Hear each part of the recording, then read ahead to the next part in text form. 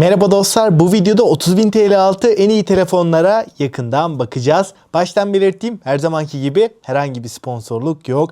Burada benim almayacağım, önermediğim hiçbir telefon bu listede olmayacak. O yüzden içiniz rahat olsun. Bu telefonların hepsinin en ucuz güvenilir satın alma linkleri açıklama ve yorumlarda var. Oradan rahatlıkla alabilirsin. Sizce bu serinin devamı fiyatlar değiştikçe, yeni modeller geldikçe ara ara güncelleyelim mi? Güncelleyelim diyorsan alt taraftan beğenip abone olup zil açmayı unutma. Serinin devamı tamamen size bağlı. Şimdi alınabilecek en ucuz telefonumuza başlayalım. Burada Galaxy A56'yı görüyoruz. Galaxy A56'ya baktığımızda kamera modülü kasa yapısıyla tamamen yeni bir cihazla karşılaşıyoruz. Buradaki üçlü kamera modülü artık S serisine benzemiyor. A serisinin kendine has bir tasarımı oluşmuş durumda ve orta segmentte malzeme kalitesi açısından en iyi cihaz diyebilirim. Arka kapak cam, çerçeveler alüminyum. Aynen A55'te olduğu gibi sanki bu orta segment değil de üst segment amiral gemisi hissiyatı veriyor. 7.4 mm kalınlık, 198 gramlık ağırlığa sahip. Boyutuna oranla çok kalın değil ancak çok hafif bir telefon olduğunu söyleyemem. Yine de boyutuna oranla düşündüğümde ağırlık ideal diyebilirim. Ve ön kısımda da çerçeveler biraz daha incelmiş durumda. 6.7 inç Super AMOLED Full HD Plus çözünürlüğün yanında 120 Hz tazelemeyi görüyoruz. Telefonda video, dizi, film, içerik tüketmeyi seviyorsanız burada HDR10 ve Dolby Vision'ın olmaması bir eksi ama bunun dışında panel kalitesi üst seviyede, ekrandaki renkler ve canlılık da gayet tatmin edici. Orta segment için yeterli bir ekranın olduğunu düşünüyorum. Donanımda yeni nesil bir işlemciyi görüyoruz. A56'da en büyük geliştirmelerden biri kesinlikle donanım tarafında. Burada Exynos 1580'i görüyoruz. 4 nanometrelik bu işlemcimiz 8 GB RAM, 256 GB'lık versiyonunda beraber geliyor.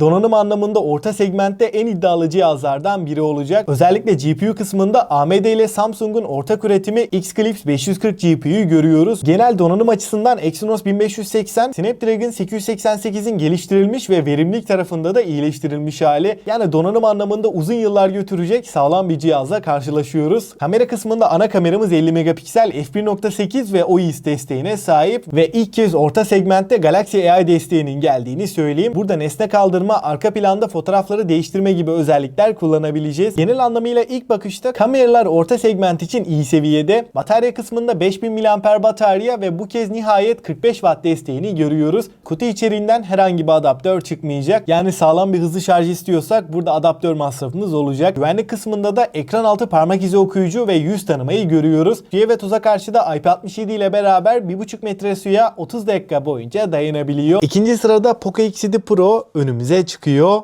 Açıkçası tasarım olarak baktığımda önceki Poco'nun X serisi modellerinden daha sade, daha şık bir telefonla karşılaşıyoruz. Buradaki tasarım biraz iPhone 16'ya da benziyor. 6.67 inç AMOLED Full HD Plus çözünürlüğün yanında 446 ppi piksel yoğunluğuna sahip. Tabii ki 120 Hz tazeleme, Dolby Vision, HDR10 Plus gibi en üst düzey teknolojiler bu ekranda var ve 12 bit renk derinliği DCI-P3 renk uzayının %100'ünü kapsamasıyla ekranda renkler, canlılık ve kontrast oranı muazzam bir seviyede diyebilirim. Ekran deneyimi anlamında sanki bir orta segment değil de üst segment hissiyatı veriyor. 3200 nit maksimum parlaklıkla ne dışarıda güneşli ortamlarda ne de kapalı ama yoğun ışıklı ortamlarda bile ekranı görmekte hiçbir şekilde zorluk yaşamıyoruz. MediaTek Dimensity 8400'ü görüyoruz. MediaTek'i duyduktan sonra videoyu kapatmayın. Çünkü bu işlemci hem performans hem de verimlilik tarafında kusursuz. 8 ve 12 GB olarak iki farklı RAM, LPDDR5X en güncel en performanslı RAM'lerle beraber geliyor. 256 ve 512 olarak iki farklı depolamada var. Antutu'da da bu işlemci 1,5 milyonu görüyor. Bu işlemciyle beraber oyun tarafında Genshin Impact gibi sistemi en çok zorlayan oyunlarda en düşük ayarlar 120 FPS, en yüksek ayarlarda da 60 FPS'i rahat alabiliyoruz. Ana kameramız 50 megapiksel, f1.5 ve Sony'nin IMX882 sensörü burada kullanılmış. Fotoğraf çekim kalitesi olarak ana kamera ışığı doğru bir şekilde aldığınızda ışık yeterli ise gayet iyi sonuçlar veriyor. Kontrast oranı ve doygunluk iyi seviyede, renklerde abartıya kaçmıyor. Fotoğrafların detaylarında da çok fazla kayıp yaşamıyoruz. Ama ultra geniş açıdan çok bir şey beklemeyin. Günü kurtaracak seviyede. Fotoğraf kalitesi olarak orta segment bir cihaza oranla ana kamera başarılı. Ultra geniş açı vasat diyebilirim. Fakat video tarafında geliştirmeler var. Nihayet 4K 60 FPS desteği geldi. 6000 mAh batarya ve 90 Watt hızlı şarjla birlikte geliyor. Sıfırdan 100'e de ortalama 45 dakikada tam olarak doldurabiliyoruz. Yazılımda da Android 15 ve HyperOS 2.0 ile gelirken 3 yıl Android Android 4 yılda güvenlik güncellemelerini alacak. Hoparlör kısmında stereo hoparlörleri görüyoruz. Suya ve toza karşı da IP68 sertifikasıyla 1,5 metre suya 30 dakika boyunca dayanabilir. 3. sırada Honor Magic 8 Lite önümüze çıkıyor. 6.79 inç AMOLED Full HD Plus bir panelle gelirken 120 Hz bir tazelemeye sahip. HDR10 DCI-P3 renk uzayının %100'ünü kapsaması 10 bit renk derinliği ile beraber 6000 nit maksimum parlaklığa çıkabiliyor. Ekran kalitesi olarak 20.000 bandının en iyi telefonu diyebilirim.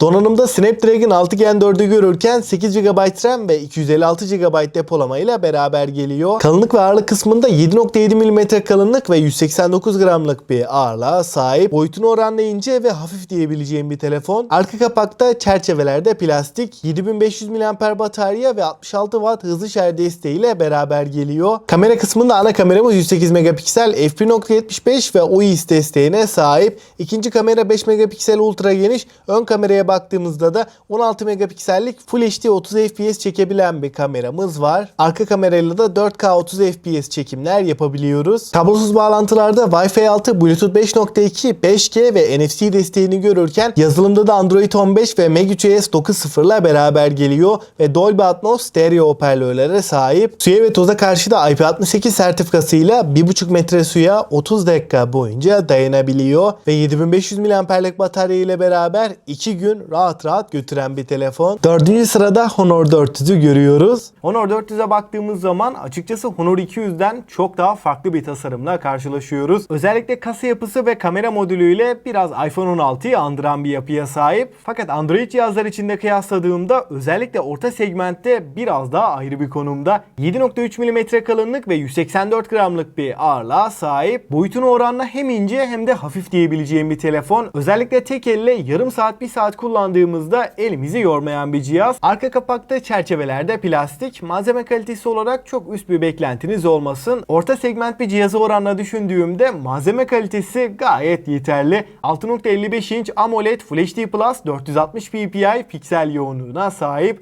HDR 10 bit renk derinliği ve DCI-P3 renk uzayının tamamını kapsıyor. Ekranda renkler, canlılık, kontrast oranı gerçekten muazzam seviyede. Telefonda video, dizi film izlerken, içerik tüketirken vermiş olduğu deneyimiyle bir amiral gemisini kesinlikle aratmayacak düzeyde ve parlaklık kısmında da 5000 nit maksimum parlaklığı görebiliyoruz. 4 nanometrelik Snapdragon 7 Gen 3'e 8 GB RAM ve 256 GB depolama eşlik ediyor. Bu donanımla beraber Honor 400 günlük kullanımda, arayüzde, menüde, genel bir kullanım için düşündüğümde oldukça performanslı ve verimlilik tarafında da kesinlikle başarılı bir işlemci. Oyun tarafında da Call of Duty, PUBG Mobile gibi oyunlarda orta ayarlar 60 FPS stabil bir deneyim alıyoruz ve yarım saat 1 saat aralıksız şekilde oyun oynadığımız zaman da herhangi bir FPS drop'u ara nadir bile olsa donma takılma sorunları yaşatmıyor. Kamera tarafında da ana kameramız 200 megapiksel f1.9 ve OIS desteğine sahip. İkinci kamera 12 megapiksel ultra geniş, ön tarafta da 50 megapiksellik 4K 30 FPS çekebilen bir kameramız var. Arka kamerayla da yine 4K 30 FPS'te OIS ile beraber güzel çekimler yapabiliyoruz. Özellikle batarya performansıyla orta segment cihazlar içinde düşündüğümde batarya deneyimi olarak en iyi telefon diyebilirim. Tamamen gündelik kullanım odaklı 120 Hz'de yoğun bir kullanımda 10 saatlik ekran sürelerini rahat görebiliyoruz. Kablosuz bağlantılarda Wi-Fi 6, Bluetooth 5.4, 5G ve NFC desteğini görüyoruz.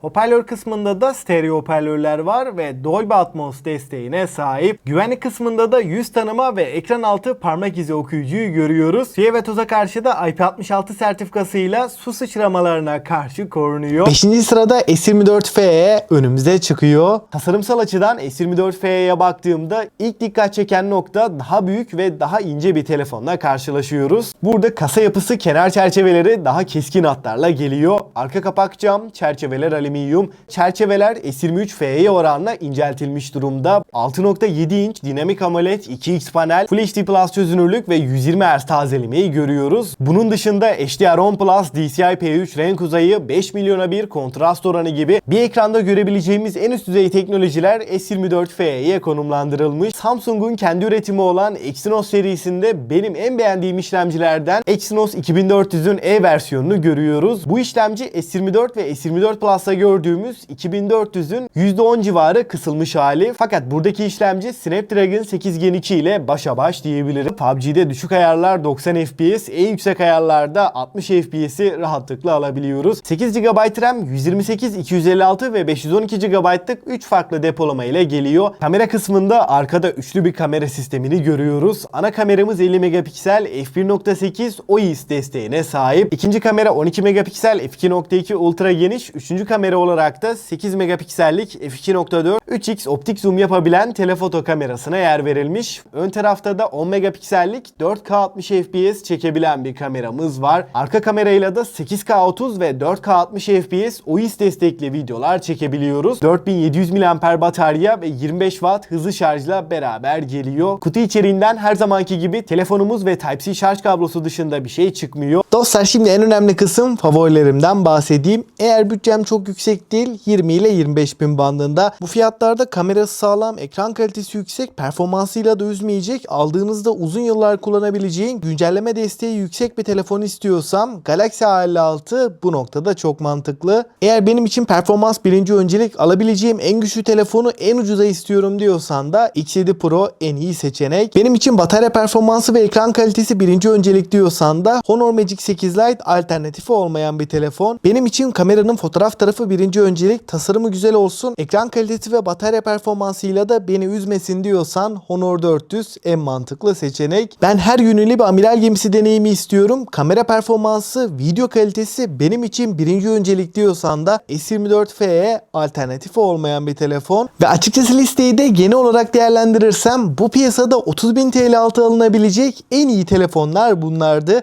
Eğer bütçeniz 20 ile 30 bin bandındaysa bu telefonlar dışında bence başka bir telefona bakmayın. Çünkü hem fiyat hem performans hem deneyim, bu üç noktada en iyi telefonları inceledik. Bu telefonların hepsinin en ucuz güvenilir satın alma linkleri açıklama ve yorumlarda var. Oradan rahatlıkla alabilirsin. Bu serinin devamı için de alt taraftan beğenip abone olup zili açmayı unutma. Serinin devamı tamamen size bağlı. Aklına takılan herhangi bir soru olursa da yine mutlaka yorumlarda buluşalım. Elimden geldiğince yetişebildiğim kadar cevaplamaya çalışıyorum.